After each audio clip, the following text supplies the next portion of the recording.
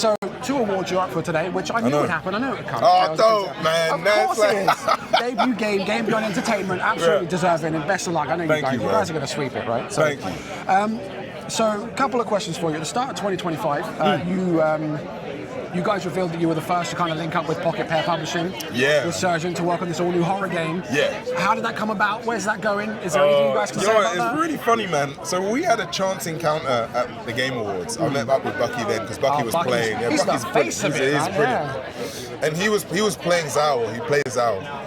And he said like, oh, really enjoyed Zao. And I was like, oh, thanks, man. Really enjoyed Power. Like that took it crazy, crazy like a reaction into the world. Absolutely. And it's funny, man. We both kind of shared the fact that we've had very different experiences with our games, but what connected us was our love for games and that we really enjoyed them. And I sat down and we just started hashing out this idea and this thought, and really kind of inspired by kind of taking from our experiences within the games industry, but also my experience as an actor. What would that look like as a horror game? So we were like, yo, let's just make something. Let's just make something really cool. And it felt really lovely and inspiring to work with someone who is open and allowed us to create.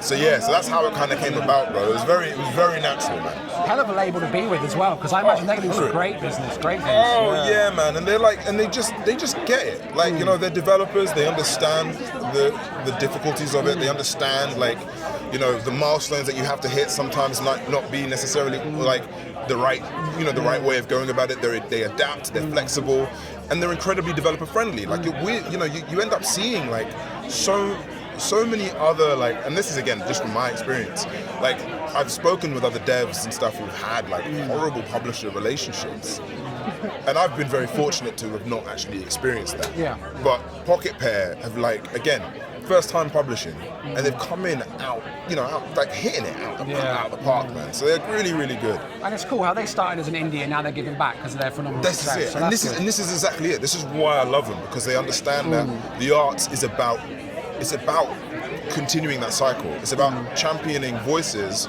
who are, who won't necessarily have the chance to have their voice heard. And I think that's what's so great about them. It's like, I'm sure not many people heard about Pocketpair or Power World before it took over the world. Exactly. And what do they do the first time around? They give back.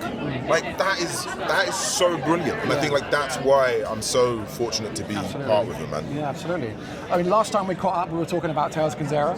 Eventually becoming this multimedia universe. Yeah. And then you guys revealed Project Uso, the whole Afro-Gothic thing.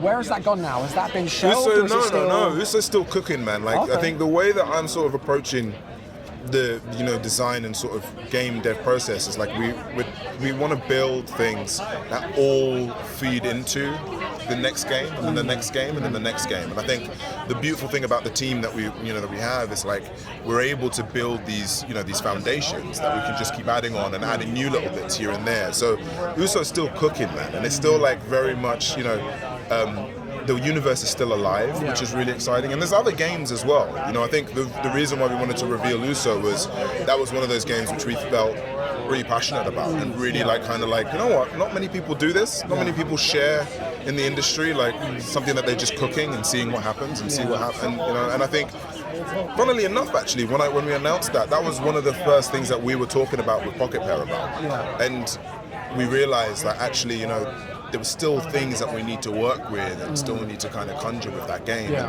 It's a big game. It's very ambitious what we want to do with it. So, again, first time publisher, still kind of, learning about the industry as a whole. We had to kind of, think about it again. And might be a bit of a tricky one, maybe not. So recently on socials, you come out talking about how you fought to get Zao $20 or whatever. I'm assuming was that off the back of the Nintendo Switch stuff? Is that what we were talking about there? Or GTA or one of them? So what's the thought process there? Do you think everything's getting way too expensive? Man, I think I kind of look back to myself as a kid and what I was allowed to play, and it was I had my 1 or 2 games that I got a year, right? I'm now in a position where I'm able to kind of play more, But I think about the kids of today and like what they're able to play and what they have access to. And I think, you know, the reason why, again, I say this all the time, the reason why we made Zao $20 was because it was like, what's the price of pizza? What's the price of something that you're going to get mates around and enjoy and have a good experience with, you know? And that was essentially where that mentality was. It's about making these accessible, because I think this is the other thing as well. People don't realize, or people kind of forget that accessibility also accounts to like socioeconomics, you know, like money, man.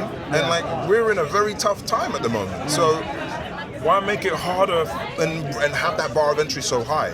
So that for me was something that was really important. And yeah, I'll be honest, I was a bit upset about the price changes for because Nintendo it's a family game. Oh, you know what I mean? absolutely. Like Nintendo's It's a family the family genre. platform. You know what I mean? It's a family platform. So, and look, no shade on them. Obviously, I don't know the inner workings truly of what the business is, but it is a shock. And I think like that's why I was like, yeah, that's why Zao was $20. It's because, and why we will always look at, not necessarily underpricing ourselves, but making it as accessible as possible. Because I know that there's going to be a kid out there who's going to be inspired to play games and do what I do. Do you know what I mean? So that's my aim, man. Next generation stuff. Yeah. That's it.